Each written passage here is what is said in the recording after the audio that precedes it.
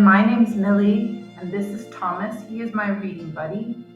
Today we have picked out a lovely story. It's a true story. It's called Wangari's Trees of Peace. It's about an amazing woman. So come along and join us. Very, very happy you're here. Wangari's Trees of Peace, a true story from Africa by Jeanette Winters.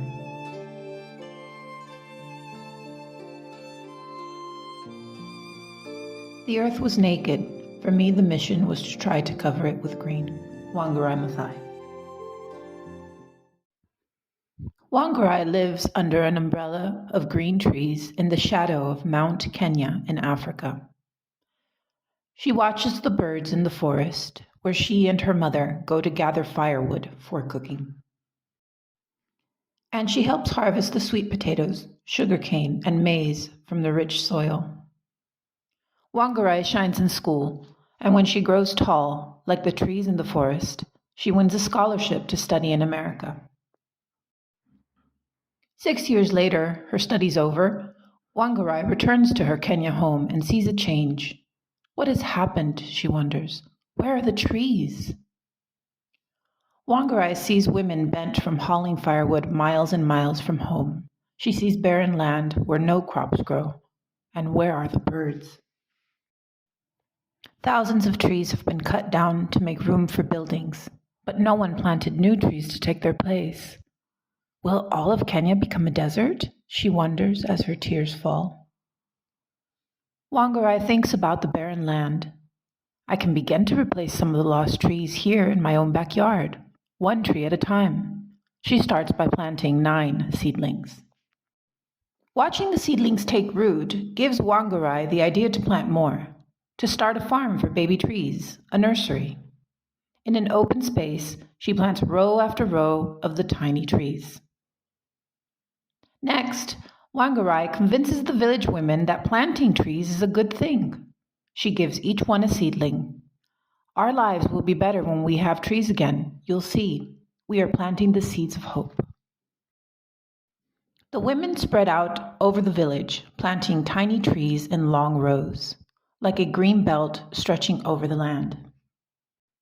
The government men laugh. Women can't do this, they say. It takes trained foresters to plant trees. The women ignore the laughter and keep planting. Wangari pays them a small amount for each seedling still living after 3 months, their first earnings ever. Word travels, like wind rustling through leaves, about the green returning to Wangari's village. Soon, other women in other villages and towns and cities in Kenya are planting long rows of seedlings too. But the cutting continues.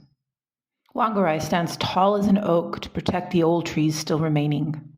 We need a park more than we need an office tower. The government men disagree. Wangari blocks their way, so they hit her with clubs. They call her a troublemaker and put her in jail.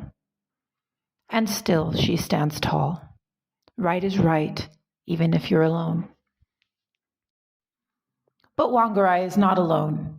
Talk of the trees spreads over all of Africa like ripples in Lake Victoria. More women hear the talk and plant even more seedlings in longer and longer rows. The seedlings take root and grow tall until there are over 30 million trees where there were none. The umbrella of green in Kenya returns. Women walk tall, their backs straight, for now they can gather firewood closer to home. The land is no longer barren. Sweet potatoes, sugarcane, and maize grow again in the rich red earth. The whole world hears of Wangari's trees and of her army of women who planted them. And if you were to climb to the very top of Mount Kenya today, you would see the millions of trees growing below you, and the green Wangari brought back to Africa.